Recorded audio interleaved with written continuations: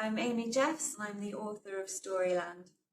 This book is a collection of myths about the origins of Britain, of England, Scotland and Wales, that were written down a long time ago and at that time constituted history, but we now think of them as made up because there are goddesses and giants and magicians and there's all kinds of magical happenings. So we wouldn't really call it history now.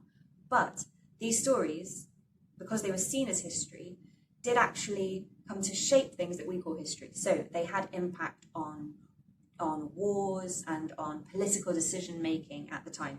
So what I want to do is tell you some really cool stories about these magicians and goddesses and giants, but also tie it into how that came to form the Britain we know today.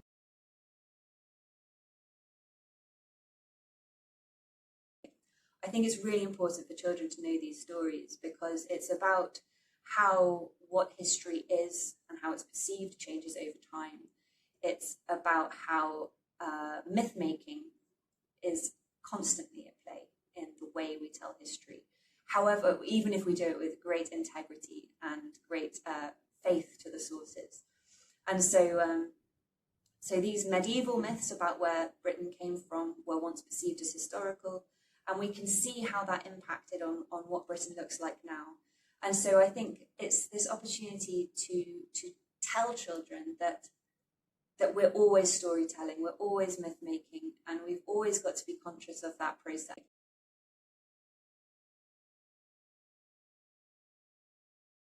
I think my favourite character in this book is Albina, Syrian princess who gives her name to Albion, which is the ancient mythic name of Britain. Britain before Britain is called Albion, and it's supposedly after this princess Albina.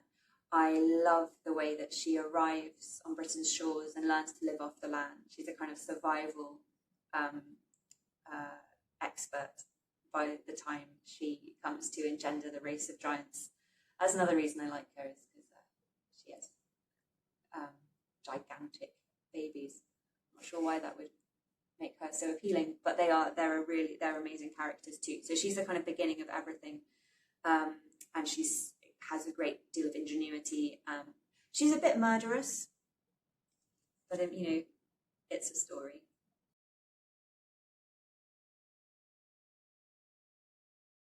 One of the funny things about growing up, or I found, was that everyone's asking you to find your thing. What's the thing you can do and the thing you're going to be? And I always really liked drawing, and I liked art, and I liked writing, and to be honest, I quite liked singing and dancing too, but that hasn't come into this book. And I suppose I felt like I ought to be finding one thing.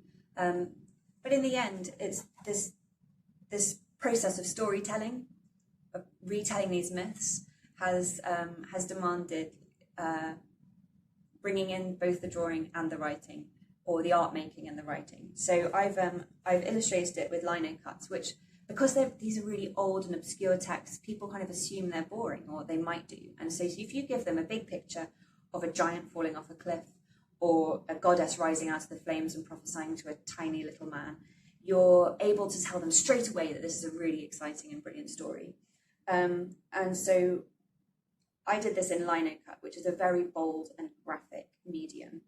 You take a block of lino, pretty much like kitchen lino, but actually you can use stuff specially made for artists, and you gouge lines into it. So imagine that you're drawing with a white pen. Everything that you gouge out and carve out is going to appear white. So here you can see all the gouge marks I made to draw Diana rising out of the flames, and I cut out where her arm is and all of that kind of thing.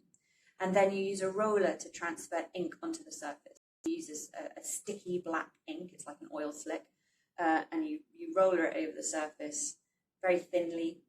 It has it when you hold it up to the light, hold the block up, as we call it, the lino block, it shimmers a little bit like the skin of a garden slug.